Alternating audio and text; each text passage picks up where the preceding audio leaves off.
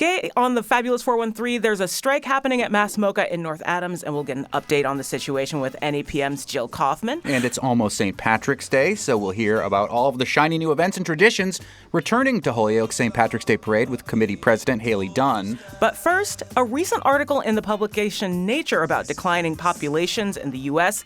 led to an article in Mass Live under the headline, "These 11 places in Massachusetts could be ghost towns by 2100."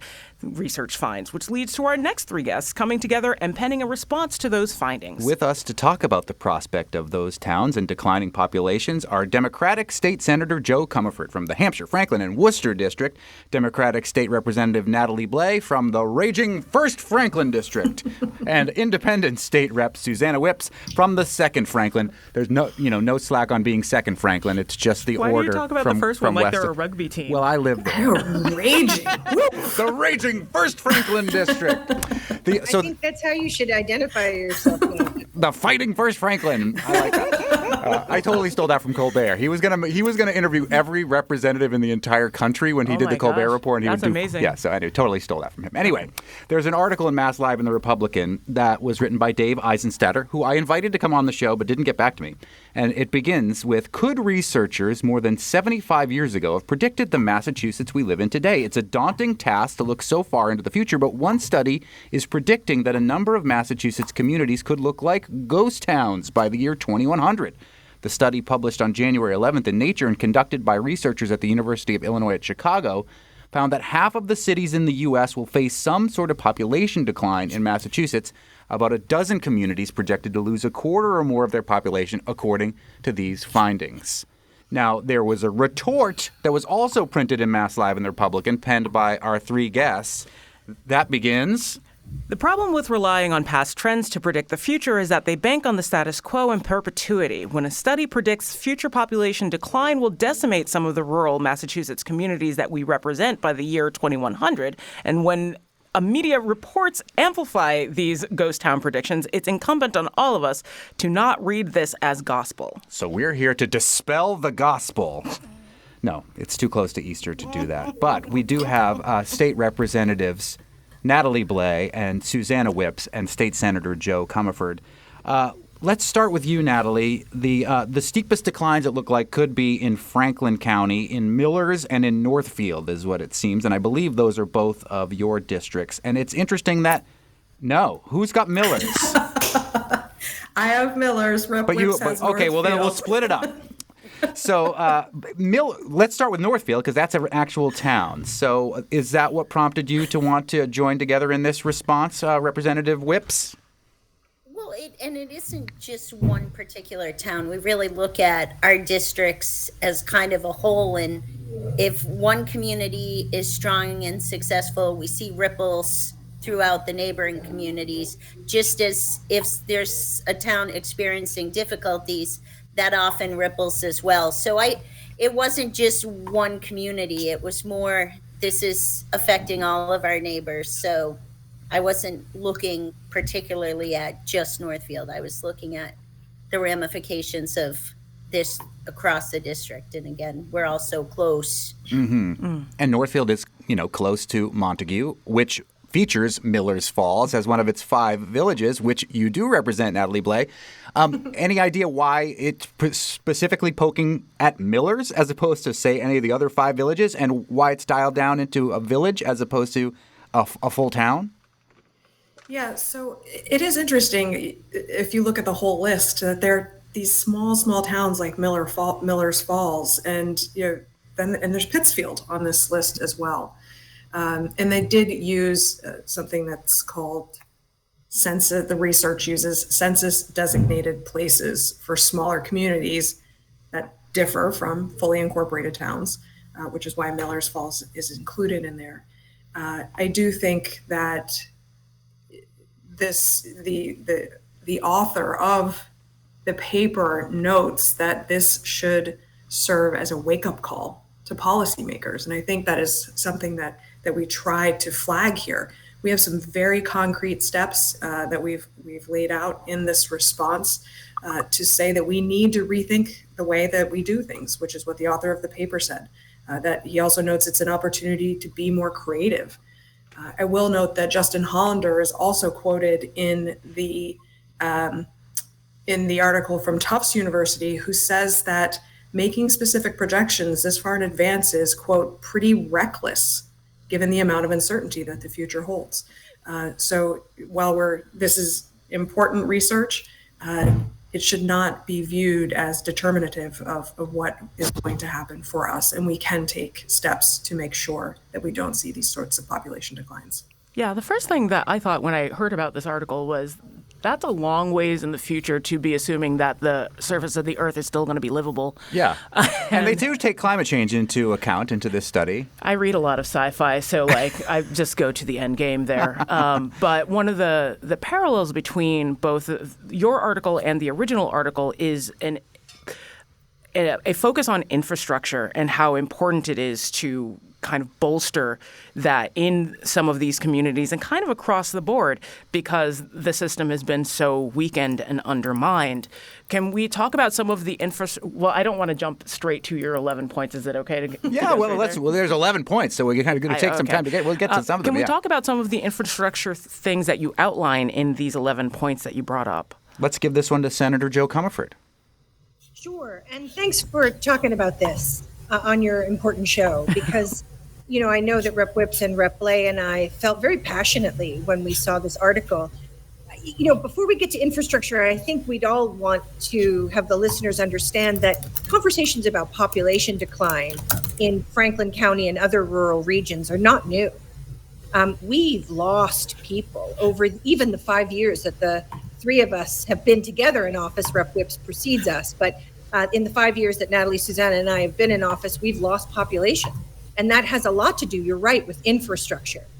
And I will say an unequitable investment in rural communities, leaving us disadvantaged and really vulnerable to population decline because of lack of employment, lack of ability to get around, lack of housing, lack of access to education, equitable education. And so these are all, essentially infrastructure that we have to build here. And that's what the article is meaning to say, right? 5 of the 11 communities I represent in partnership with Rep. Whips and Rep. Blay. And man, that made me mad as a hornet to see these projections into the future when we know darn well what we have to do in Massachusetts to help our communities thrive. And we're just not yet getting to it. Although I will say the Healy Driscoll administration's made the best go we've ever seen. Yep. In my lifetime in Massachusetts, they've made the best go at recognizing the unique opportunities and challenges of rural communities. But we know what to do to thwart this. We have to find the social and political will to get it done. Do you think, Senator Joe Comerford, that it is infrastructure that has caused the population decline in the time that you have been there, or is it something else that is causing this population decline, something that might not be anything that one could predict 75 years into the future? Right. I wish I had a crystal ball, Monty. I wish I could say this is the exact combination of issues. But when Rep. Whips and Rep. Blay and I looked at the things that we were working on and that we cared about and that we heard from constituents and towns, the 11, we could have written more, but 11 communities, are losing population, 11 answers seemed quite poetic. Yes. And so we could have, as everybody said, written more, but these are the top ones that really rise all the time to give our communities challenges, to give our people challenges. And that's why we put them on the list for consideration, both of the members in our own delegations in the House and the Senate, but also the administration. And to its credit, again, the administration and our colleagues are tuning in. When I look at this list that's printed in Mass Live and by my friend Dave Eisenstatter, who wrote this article, Millers and Northfield, as we mentioned, are top of the list, loss of 48% of their population predicted by 2100. Then there are places like East Dennis on the Cape and Chatham on the Cape that I'm assuming by 2100 could be underwater. So, and as well as areas surrounding Boston, who's to say that those people wouldn't want to migrate west? What's your take on the idea, even during the pandemic, when everything was shut down in the city, so many people were trying to buy land in rural areas and scooped up the entire housing market? What's your take on that, Representative Susanna Whips? I think you've hit the nail on the head. And one of the reasons people were able to move out to this area is the work that we've done. And prior to me, Steve Kulik and Paul Mark, to get broadband to these communities, or people wouldn't have been able to or wanted to come. So we have worked really hard to make coming to these communities more attractive. Also, prior to COVID, we screamed for years about telemedicine and how important telehealth care could be to rural communities. So we learned during COVID that it's possible to do that. So I think there's a lot of positives to moving out here. Right now, our biggest concern is there's nowhere for people to move to. And one of the things, and again, we all have this manifesto of 11 things, are all pieces that we all have talked about and fought about and, fought to get attention to. And my thing right now is senior housing. We've got so many seniors, and we're in the midst of the silver tsunami. All of the folks are leaving the workforce and the boomers are retiring. They're in homes that they raise their families. Oftentimes the homes become too expensive. They're not accessible to the needs of an elder. There's nowhere for them to go and age in place. And they will take the burden of a house that's not accessible and a house that's very expensive over leaving their friends and their church families and the communities they live in. If we're able to build some adequate, affordable, accessible senior housing, we'll have the opportunity to open up these beautiful homes for young families to come, which will address our declining enrollment in schools and also build our local workforce, which is something we need to look at as well. So I think senior housing is something that would have incredible ripple effects across the region. Well, that is one of the 11 ways to defy the Western Mass ghost towns of future prediction in the viewpoint that's written by our three guests, Representatives Natalie Blais and Susanna Whips and State Senator Joe Comerford. We'll take a little break and we'll run down some more of this 11-point plan coming up in just a minute. You're listening to The Fabulous 413 on 88.5 NEPM.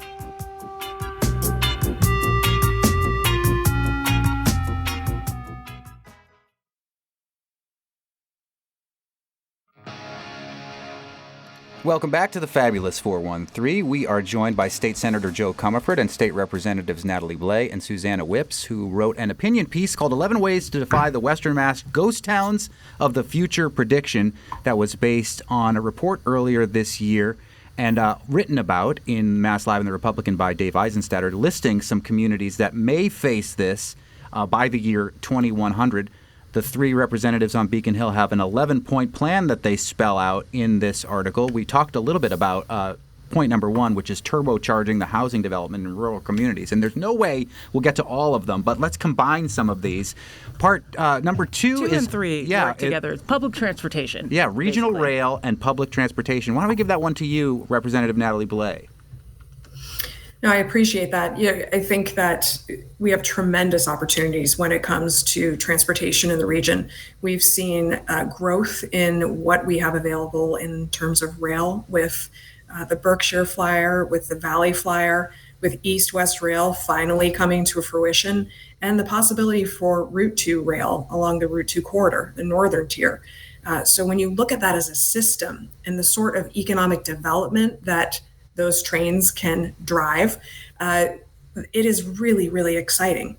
And we have been fighting for a very long time for increased investment in our regional transit authorities. And we've got some great news there. We have been able to deliver in terms of additional funding for our regional transit authorities like the FRTA, like the PVTA. RTAs serve over 250 communities beyond the reach of the MBTA. They are critically important for so many communities. We've been able to increase the funding available to them. And now RTAs like the FRTA are for the very first time serving residents on evenings and weekends, which it's just so critically important for economic mobility and connections. It's huge in Franklin County. It has not been the case. And I think people don't necessarily understand that having both of those things together actually decreases the the taxing on the system of having just one or the other. Like having that synergy actually brings in more people and allows those systems to work independently much better. Let's move on to the school question. Yeah. Who wants to address the question of what investment in the schools and higher ed both together would be? You want to take that one, Senator Joe? Sure, happy to. I'm happy to have my colleagues jump in. So we have both public higher education and K-12 and also early ed listed in different buckets as real game changers. Let's start quickly, and I'll run through them. And again, Rep. Lay and Rep. Whips chime in. Early ed. The governor would like to really double down her investment on early education. We've seen some of the benefits for that, not all, but some in Western Massachusetts of previous investment, thanks to fair share revenue. I'm a little concerned, I'll speak only for myself, that the governor's current proposal prioritizes gateway cities, and I don't like that. I want equitable prioritization so that some of our rural communities can benefit from a new venture that's looking to expand early education and care to universal. I support universal care. I want it for small communities. It's a workforce game changer. When it comes to K-12 schools, all the districts I represent are either classified as rural schools or what is called minimum aid schools. Now, we don't have enough time to go as deep into the weeds on these two issues, these two buckets of schools categorizations as we'd want to. But basically what it means is that our schools have declining enrollment and they are not getting enough money because we have fewer and fewer students to be able to maintain operating costs. And that means that we risk an inequitable access to education for our kids in Western Massachusetts. We can change that. And the Joint Committee on Ways and Means was just at Greenfield Community College for one of its oversight hearings. And the report was pretty unequivocal, both about the problem that these districts are facing and also the call to action, which I believe has to be a reopening of what's called Chapter 70 or our school formula, so that we can really see the benefits equitably wrought across the Commonwealth. And the third bucket is, of course, public higher education. We are rich in educational institutions, public and private, in Western Massachusetts. But if we just talk about the public's investment in the public sector, the public higher education sector, there's a lot of good news there. Rep. Whips and Rep. Lay have been talking about other pieces of good news. We've managed in the legislature to reduce tuition and fees considerably. So right now in the Commonwealth, if you're Pell eligible and you attend a four-year institution, you're going for free, books and supplies, tuition and fees, and a little stipend, all for free. If you're a little bit higher than that, your tuition could get cut in half.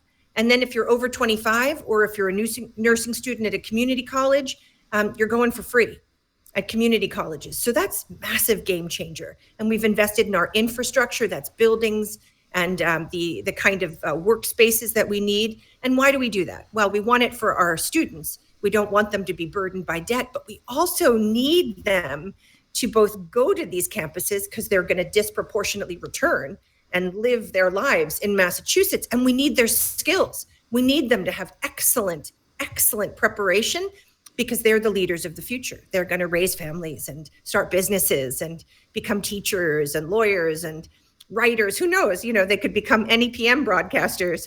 No. And we need them to be well prepared. And it's a virtuous cycle. Education creates a virtuous cycle for us from birth up to college, and then a virtuous cycle for the workforce. We need small businesses, large businesses to know that when they locate in Western Massachusetts, they're going to get really well-trained employees. And we need to strengthen that employer education bond so that they can know what the students are being prepared for. Anyway, you can tell I can go on, but it's an essential good. That rolls into, I think, like the last point we'll be able to make, which is your 11th point in making rural and economic sector. I think your points 8 and 9 roll into this really nicely, but what does that actually look like? What does rural look like as an economic sector? Let's give the last word to Representative Natalie Blais, because Representative Susanna Whips turned into there you are again. You turned into an icon on my computer, but let's go with Natalie Blais anyway, and then you can add if you need to. Representative Whips. I appreciate that. So, I think that this, as Senator Comerford noted, this administration has made tremendous strides when it comes to recognizing the importance of rural communities in our Commonwealth. One of the very first actions that Governor Healey took was to establish a director of rural affairs. And let me tell you, former Senator Ann Goby has hit the ground running and is doing tremendous, tremendous work alongside all of us in support of the 181 rural communities in the Commonwealth.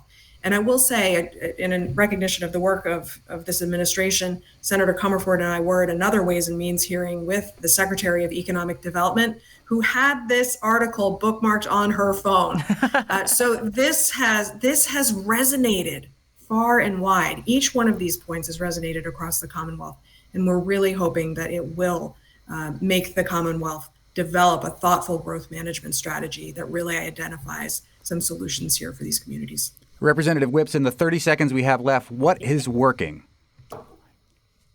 We're working with our colleagues, with our municipal officials, with our local folks who are getting up every day and going to work. We're working with our business owners. We're listening. We're joining forces with our other colleagues. 20% of the people live in 80% of the land mass out here in this part of the state. And it's really important that we, as a Western Mass delegation, join forces and make sure we have loud, big, booming voices down there in Boston and continue to remind them that their water comes from us. That's that right. Our trees are breathing for them, that our food is coming from our farmers, and the contribution that Western Mass makes to the entire Commonwealth is huge, and we need to be compensated for it. Representative Susanna Whips, Representative Natalie Blais, and Senator Joe Comerford in their opinion piece in Mass Live in the Republican, 11 Ways to Defy the Western Mass Ghost Towns of the Future Prediction. Thank you so much for joining us. Thank you for taking the time. Sure. Thanks, Monty. Thanks, Our pleasure. Sure. Coming up, an update with the ongoing strike of UAW workers at Mass MoCA with NEPM's Jill Kaufman, and that was a lot of acronyms. And all the green Paper City can handle as we hear about Holyoke St. Patrick's Day Parade with Committee President Hayley Dunn. You're listening to the Fabulous 413 on 88.5 NEPM.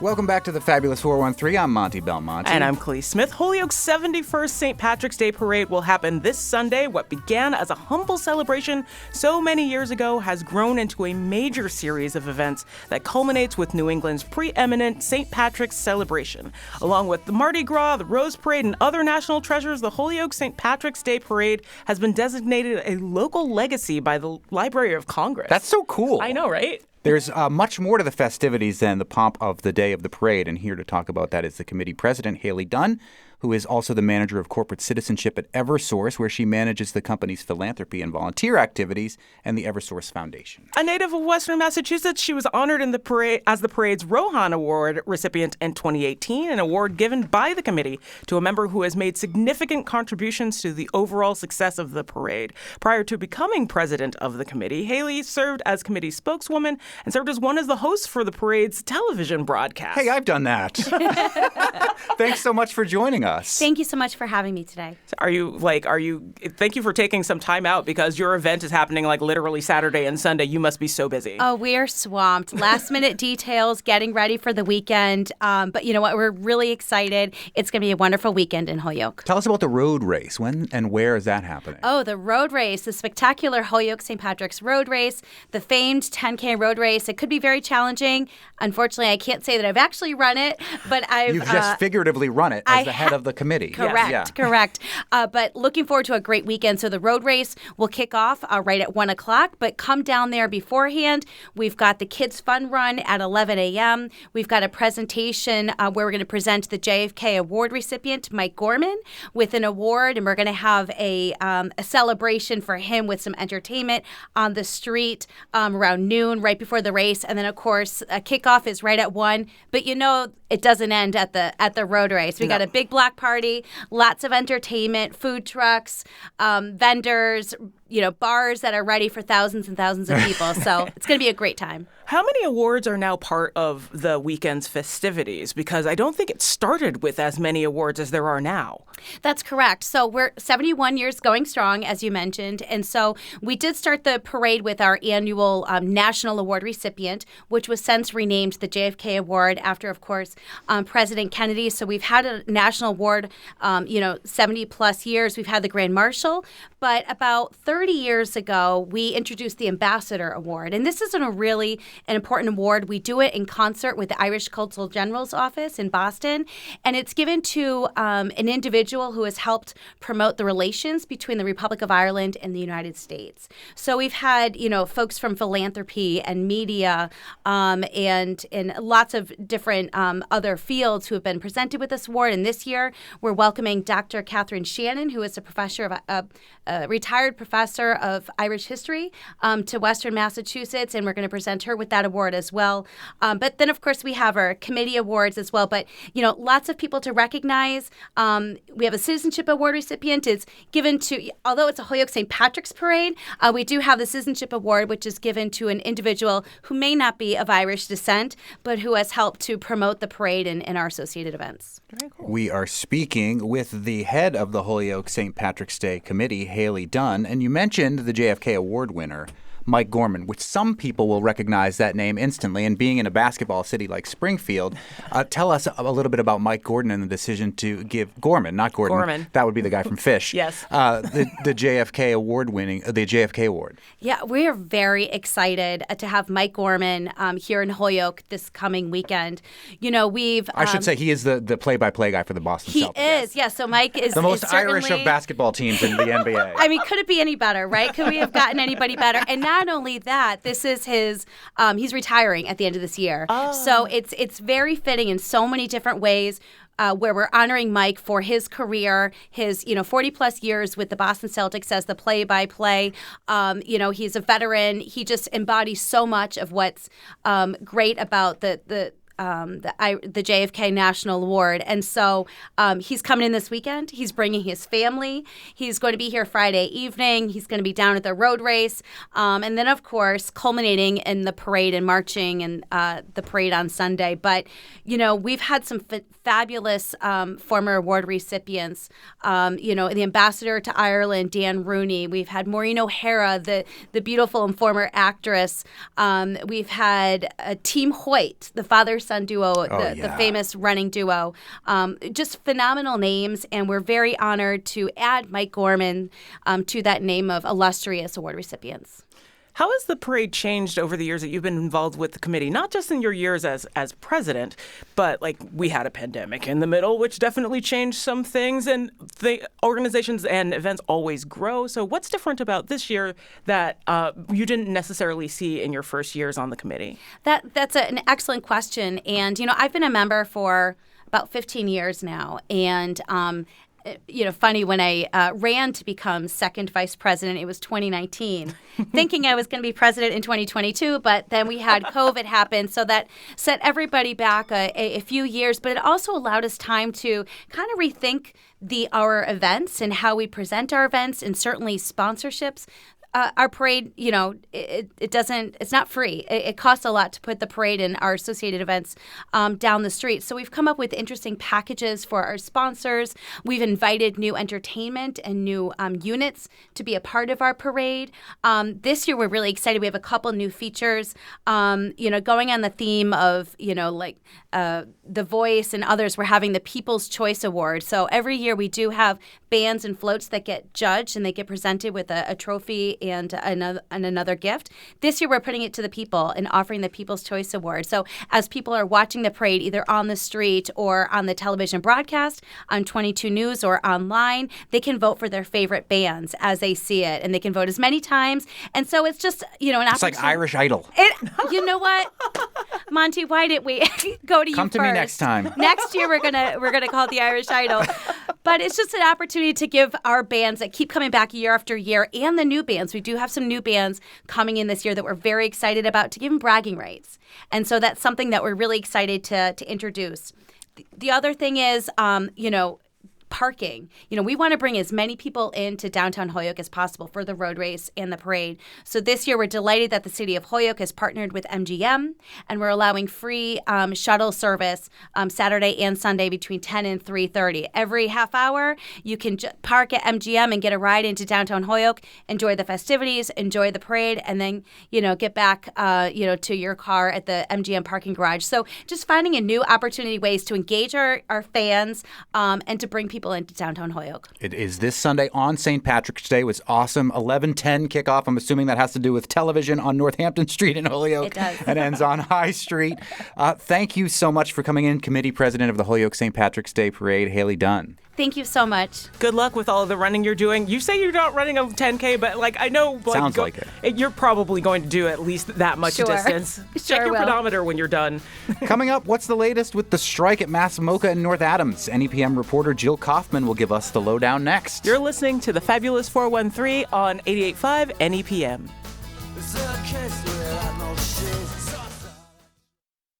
The Fabulous 413 podcast is funded by Northeast Solar, offering solar options, energy security, and solutions for the local community. Learn more at northeast-solar.com. Welcome back to the Fabulous 413. The strike of union workers at Mass MoCA has dragged on for almost a week. They are asking for what they call a fair minimum wage for workers of $18.25 an hour. The museum is offering $1 less. Negotiations had been going on for several months before the strike began last week. NEPM's Jill Kaufman was in North Adams yesterday speaking with people who were picketing and with some business owners who are feeling the impact of what's happening right now on the Mass MoCA campus. Betsy, do we have a clip of the striking workers right there on the line? Oh, somewhere we do. We'll find that later. But Jill, tell us what the latest is with the strike. Well, hello. Hi. Hi. Do you want to talk about why you just played Laurie Anderson?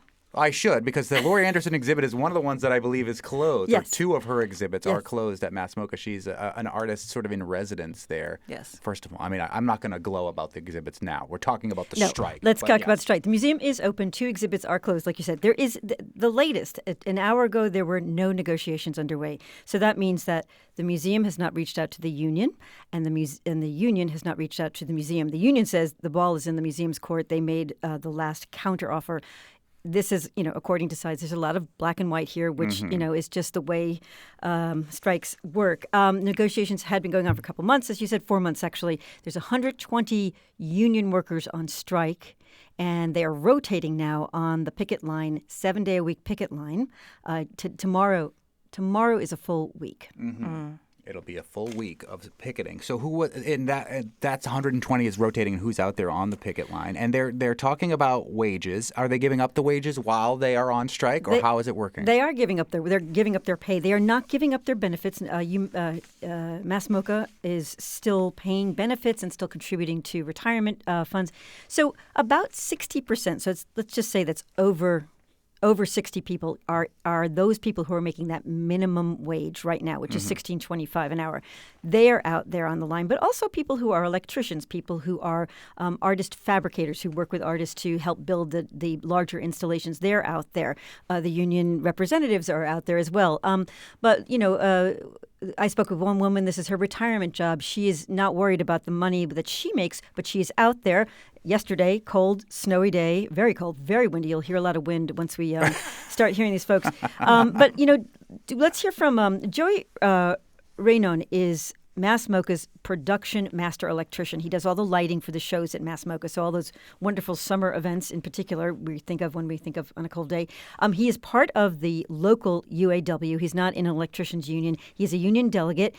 He makes a higher salary than that minimum wage, right? But he says he's out there because he believes in fair wages.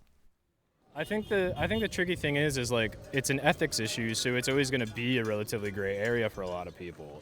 I think the big things to consider is that like all of us are human beings. The people we're negotiating with are human beings. They are people that are emotionally invested in the institution as well. I just don't necessarily think that they're in touch with people that are in lower tax brackets than them. I don't think they understand the reality of like living in a town that is rapidly gentrifying because of the museum and then like losing my apartment because they're turning it into an Airbnb. The strike, it's not happening in an isolated sense. I mean, North Adams was supposed to benefit so greatly from the development of Mass MoCA. It's been there, it's been there more than 2 decades now.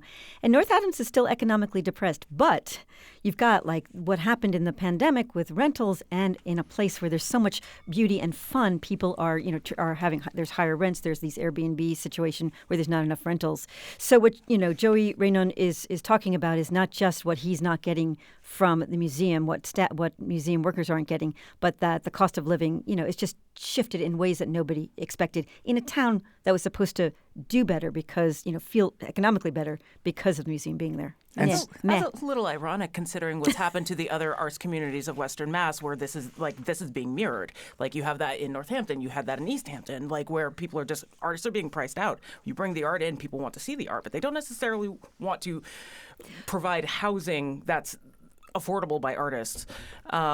Anyway. Yeah, I mean, and it's interesting because there are pockets of North Adams that are doing better because of this. He mentioned Airbnb, so I'm sure like real estate owners are doing somewhat better if they would like to be. But there are also businesses on campus at Mass MoCA that are directly affected by this strike. Mm. And you talked to a few of those business owners. I did. I spoke to Xavier Jones yesterday. He's the owner of Big Daddy's Philly Steakhouse. So this is the building that is right on the edge of the parking lot on the campus. It used to be A-OK Barbecue. It did. Both really smelling good places. I did not buy lunch yesterday there. I missed out. I couldn't. That's what the real journalists do. Yeah, that's we didn't buy, and I didn't get a beer either. Just want to say that across the way. So Bright Ideas Brewing. Shameless plug. I could have used one. Xavier Jones was sitting there on a chair next to a couple of workers and was just looking down. And I mean, he was. I don't want to read into this. He was miserable. He said, people are not coming by. Usually people come in from the community. If you work in town, you get lunch there. He said people are not coming in. I'm assuming he meant because they don't want to cross a picket line.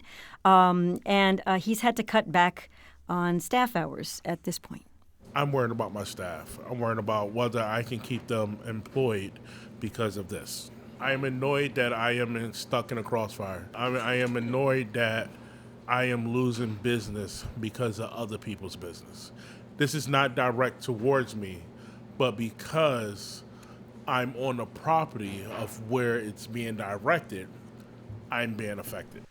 One of the other business owners that you talked to is from the family that owns Lickety Split, which is literally inside the museum. Mm-hmm. What was your conversation with that? I spoke to Danielle Rallis.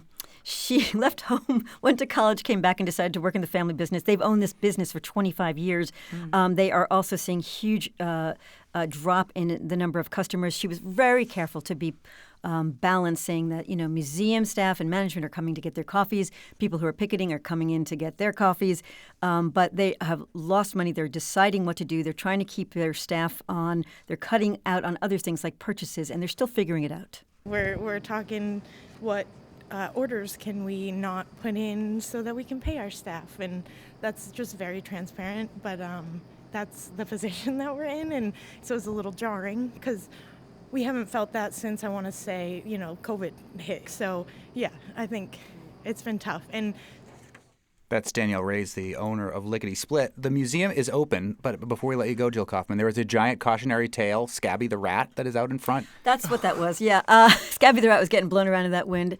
It's an inflatable giant rat. There's a few people who did not vote to strike. They are inside working. It's not clear how many. I asked Joey how many people were. I know that we have to wrap it up, but I just want to say that. So people who are striking are getting $500 a week from the union. The UAW is a big union. Your dues go to that. It is an endless pot at this point, so they could stay out there. For some people, if they are part-time, that was more than their wages, I was told. And I'm just struck by how much people love working at the museum and that the place really has an important role in the city, but that there's a great divergence. I'm surprised that there is nobody negotiating at this point. The museum didn't say anything about what that $1 actually does on their end? The museum said it was their largest offer, its highest wage in its history, and it was a 3.5% across-the-board salary increase overall. So other people were getting salary increases as well. So we start off at $16.25. The union wanted I think that the museum offered less than it's offering now at $17.25. The museum wanted more than what it's asking for at $18.25. It is, according to the workers, $150,000 a year more out of the budget for Mass MoCA. People are pointing fingers at high-paid, executive directors and folks who are making different salaries. But, it's a lot of he said, she said right now, and a lot of people want to get back to work. We'll be following this story. Thank you, NEPM News Department's Jill Kaufman. A big thank you to Candace in Ludlow and Donna in Southbury for making a contribution during this fund drive. You're fundraising. Woo-hoo! Yes, and tomorrow on the Fabulous 413, we're going to learn how to play the bagpipes. It's awesome. And we'll also talk to Las Cafeteras, and we'll have the word nerd. I'm Monty Belmonte. I'm Khalees Smith. We'll see you tomorrow on the Fabulous 413. Loudly. Big city.